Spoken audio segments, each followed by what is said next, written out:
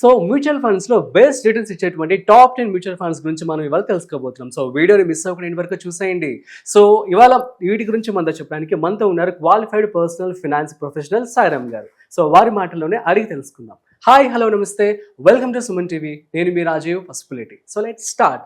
Hi sir, నమస్తే. నమస్తే రాజు గారు, ఎలా ఉన్నారు? ఫైన్ అండి. యా, సో మ్యూచువల్ ఫండ్స్ లో బెస్ట్ రిటర్న్స్ వస్తాయని చెప్పి అందరికీ తెలుసు. కాకపోతే so best top 10 mutual funds recent టైమ్స్లో కావచ్చు, ఇది ఫ్యూచర్లో రిటర్న్స్ ఇచ్చేటువంటి ఏదైనా ఒక 10 మ్యూచువల్ ఫండ్స్ చెప్పగలరా? సో మ్యూచువల్ ఫండే కాదండి, అసలు నేను ఫస్ట్ లాస్ట్ 10 years నుంచి అసలు ఏ కేటగిరీ ఫస్ట్ వచ్చిందో చూద్దాం. సో మీరు కనుక స్క్రీన్ మీద చూసినట్లయితే కనుక 2015 లో వచ్చేసరికి mid cap as a category top లో వచ్చింది. It generated 12.6%. లీస్ట్ చూస్తే గోల్డ్ వచ్చింది ఆ ఇయర్, -7.9% వచ్చింది.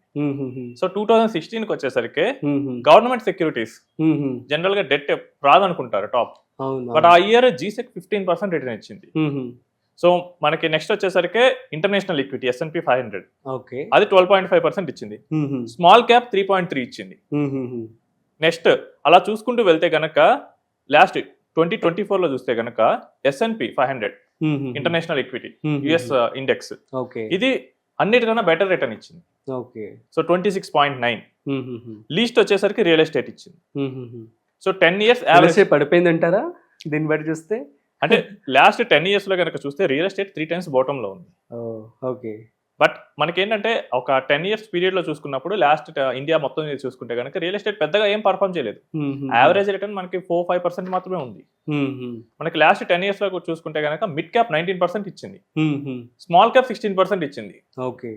నెక్స్ట్ ఇంటర్నేషనల్ ఈక్విటీ 15% ఇచ్చింది. చాలా మంది ఏమనుకుంటారంటే ఓకే నేను స్మాల్ క్యాప్ లో పెట్టుకుంటే నాకు మంచి రిటర్న్స్ వస్తాయి, నాకు ఫోన్ చేసి కూడా అడుగుతారు మంచి స్మాల్ క్యాప్ ఫండ్ చెప్పండి సార్ అంటారు.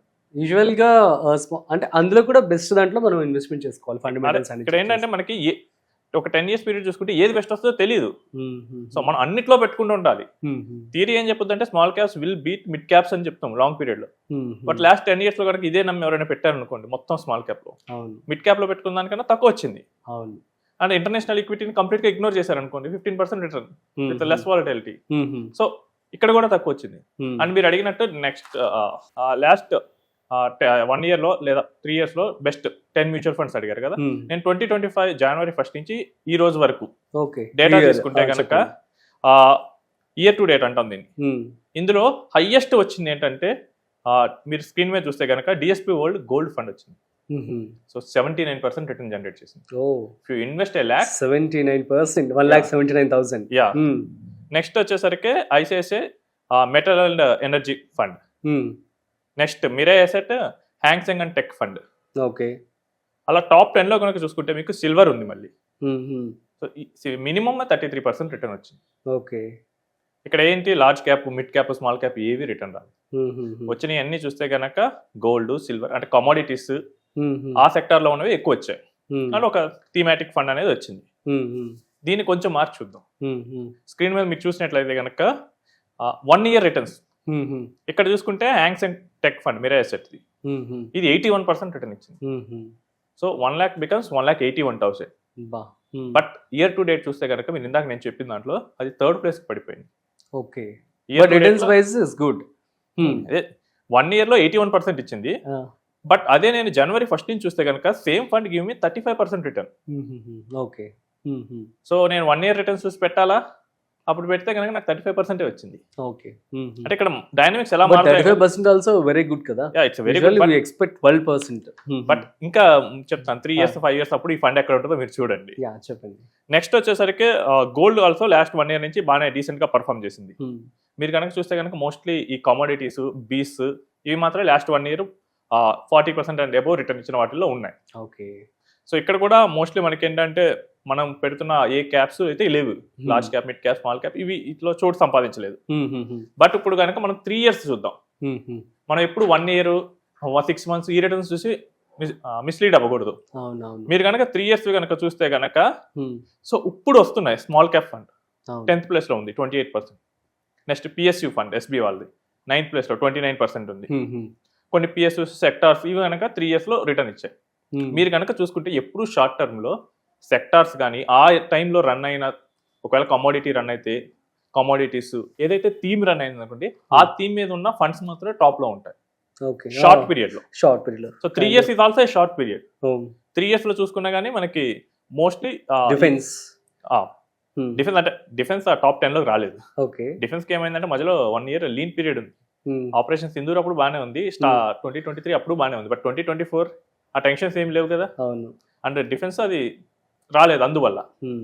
బట్ ఇక్కడ ఏమవుతుందంటే 3 years కి వచ్చేసరికి మోస్ట్లీ గోల్డ్ నెక్స్ట్ ఒక స్మాల్ క్యాప్ ఫండ్ అయితే వచ్చింది. ఓకే అదే 5 years కి వెళ్ళారు అనుకోండి ఇన్ఫ్రాస్ట్రక్చర్ యాజ్ ఎ థీమ్ బాగా పెరిగింది.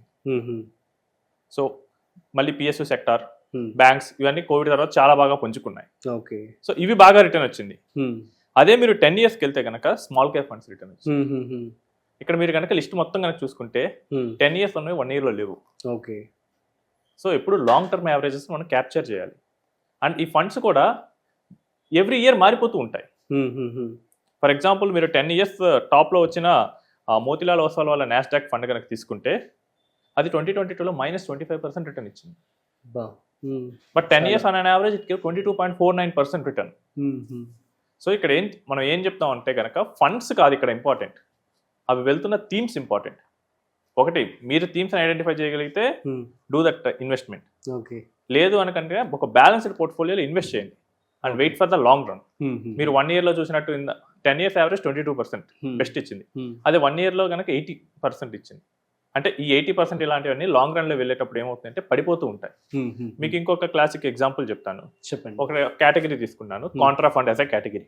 ఓకే ఇందులో ఏంటంటే ఒక లాస్ట్ 5 years రిటర్న్ కనుక చూసుకుంటే కనుక SBI Contra fund has generated 28.5% return. Okay but 10 years లో చూసుకుంటే ఏమైందంటే కాంట్రా ఫండ్ లో ఉన్న అన్ని 16% రిటర్న్ ఇచ్చాయి. కేటగిరీ యావరేజెస్ అన్ని లాంగ్ టర్మ్ లోకి వెళ్ళే దగ్గర అయిపోతూ ఉంటాయి.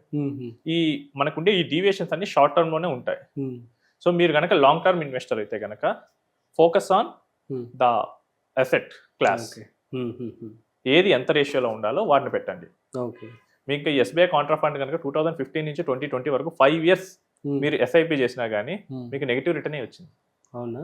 బట్ నెక్స్ట్ 5 years మీరు కంటిన్యూ చేశారు, then that fund got the better return. దానివల్ల మనకి యావరేజ్ అనేది వచ్చేసింది. సో ఇక్కడ మోస్ట్ ఇంపార్టెంట్ ఏంటంటే మనం ఎలాంటి ఫండ్లో పెడుతున్నాం, ఎంత రేషియోలో పెడుతున్నాం. ఓకే సో అది మీకు తెలిస్తే కనుక ఓకే, తెలియకపోతే ఏదైనా అడ్వైజర్ని కాంటాక్ట్ అయ్యి లాంగ్ టర్మ్లో ఎలా వెళ్ళాలి, what is the strategy of the investment. నేను నా దగ్గరకు వచ్చే వాళ్ళని చాలా మంది అడుగుతాను, మీరు ఈ ఫండ్స్ ఏ స్ట్రాటజీతో పెట్టారని. Strategies will survive for the long run. అది రైట్ ఆర్ రాంగ్, రాంగ్ అయితే మనం మళ్ళీ దాన్ని కరెక్ట్ చేసుకుంటాం. అంతేగాని జస్ట్ బ్లైండ్ గా పెడితే కనుక you won't get a return.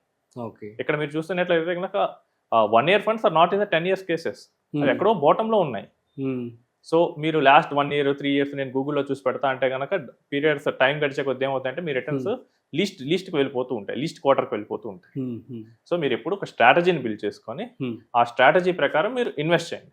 Okay, super అండి, thank you so much. So guys, మీ అందరికి అర్థమైంది కదా. సో టాప్ 10 మ్యూచువల్ ఫండ్స్ ఏవైతే బాగా పర్ఫామ్ చేసాయో చక్కగా వివరించారు. కాకపోతే ఎప్పటికప్పుడు మార్కెట్ ఇన్ వోల్టాలిటీ కూడా ఉంటుంది కాబట్టి మీరు ప్రాపర్గా స్టడీ చేసి ఆర్ ఎల్స్ ఫండ్ మేనేజర్ ఎవరైతే ఉన్నారో వారితో మాట్లాడుకొని సో దట్ మీరు ఇన్వెస్ట్మెంట్ చేసినట్లయితే మంచి రిటర్న్స్ని చాలా హ్యాపీగా రిలాక్స్డ్గా మీరు ఎర్న్ చేసుకోవచ్చు. సో మీకు కనుక ఇంకా ఏమైనా డౌట్స్ కనుక ఉన్నట్లయితే ప్లీజ్ కామెంట్ చేయండి, మేము రిప్లై ఇస్తాము. సో మరొక ఇంట్రెస్టింగ్ కామెంట్తో మళ్ళీ కలుద్దాం. అంతవరకు చూస్తూనే ఉండండి Suman TV. This is Rajeev signing off. Video నచ్చినట్లయితే like, share and subscribe. Thanks for watching.